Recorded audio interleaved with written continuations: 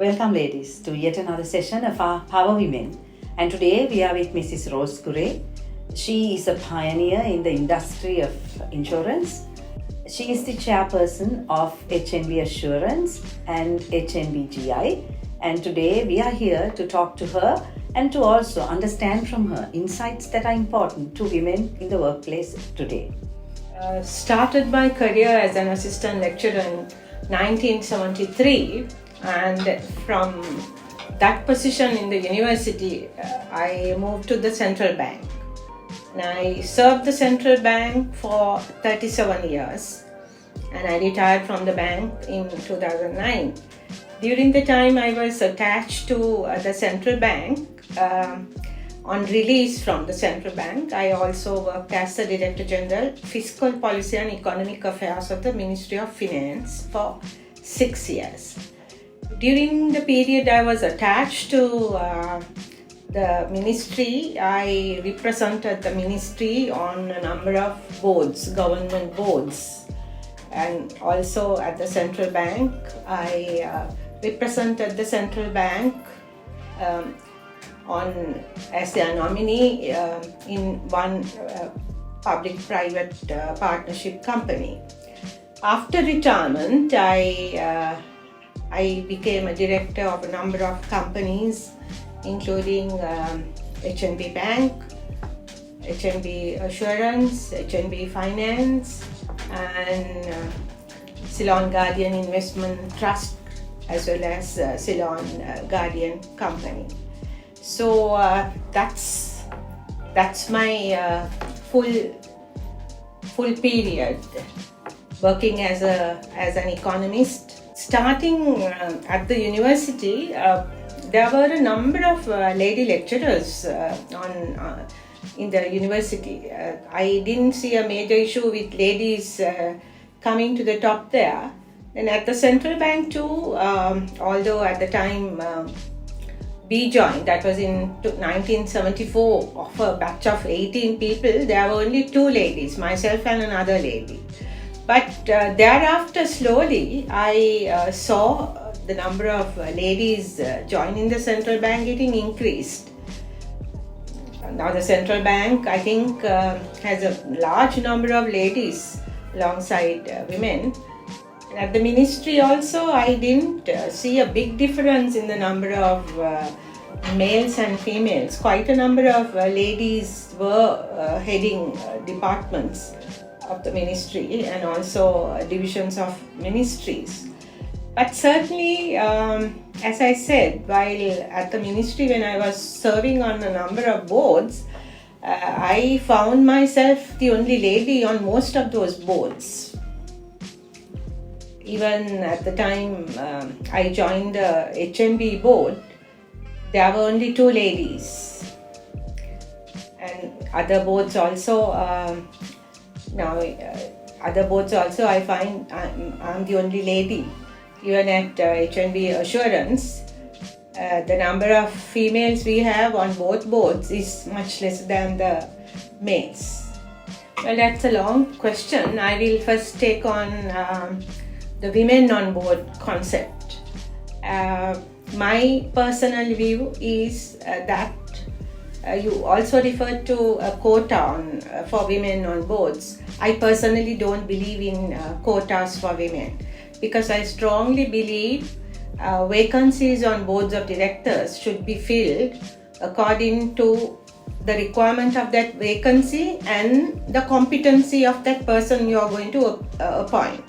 Just because you're a lady, if you get that person into that slot, you are insulting the person, because there could be another male who is more competent and who could contribute much better.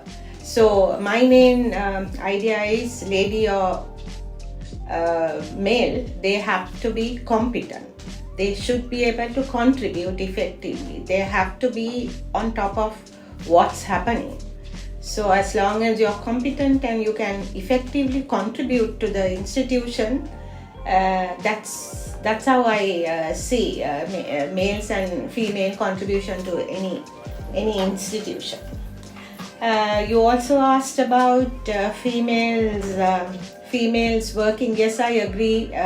Unfortunately, we see the number of females with their children and families getting large. They at some point of their career drop out and they stay at home. There are various compelling reasons for that.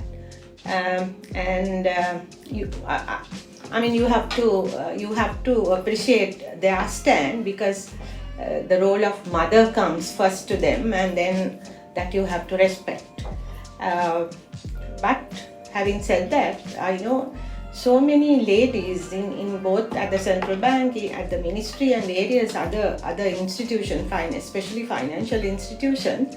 I see so many ladies at very top positions. Now, if you take the government sector, I see a number of ladies in the position of secretaries to the ministry, which is a good thing and which we didn't see earlier.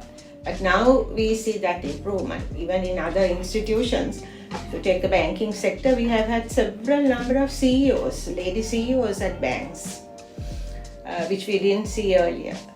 Now, I am the chairperson of an insurance company, so I believe I'm the first lady chairperson in an insurance company. So like that, I see the number of ladies participating in these positions getting increased, but I would say it's not enough. For instance, if I go back to the director positions, I think only less than 8% of our population get those positions. But there again, having said that, I strongly believe just because of your gender, you shouldn't be getting into those slots if you are unable to contribute. And some countries, I know, we have been talking about this gender discrimination at boards and less number of ladies on boards, and you also mentioned those quotas being legalized for ladies. As I said, I personally don't believe in quotas. Here again, my position is it should be at the cost of a competent male. If the lady is more competent and if she is able to contribute more, well, go ahead, but not otherwise. All boys club attitude on boards. Absolutely. Certainly, it is still there, I can tell you that. But having gone through such experience, I must tell you, if you're competent, you can easily break them. They can talk well. Sometimes even if they don't know facts properly, because of their ability to present themselves and the strong tie-up with the old boys club concept,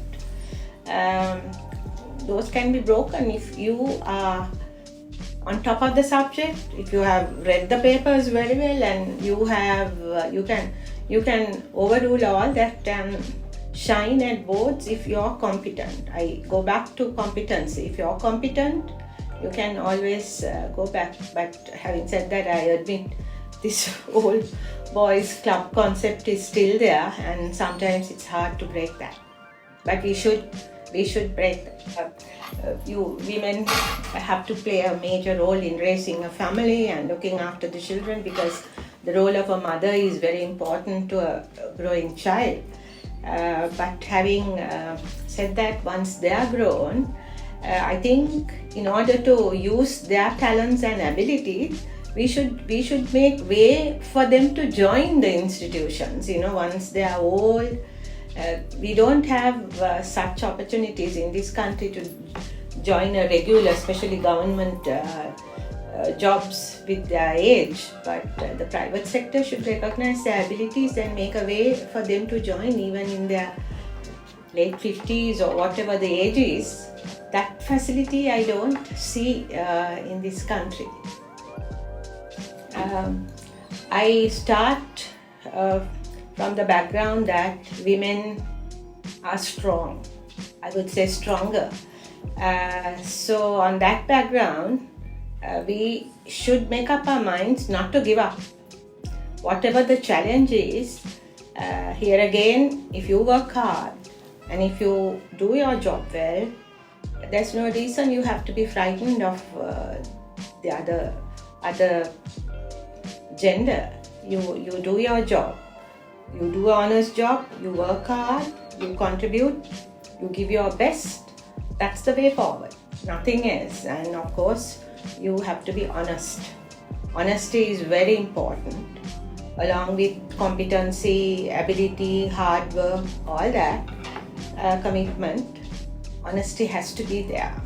And also I would, my advice also is, when you're on a particular, when you have to perform a particular role, you have to be very competent in that area. You have to be on top. You have to read. Go and get the latest information locally as well as internationally. So you have to, then only you can be on top. Then that is my strong advice. You have to be well aware of what is happening outside, not only inside. And you have to be very, very thorough of what you are doing. And you have to be seen that you're on top. That's the only way forward, and with honesty.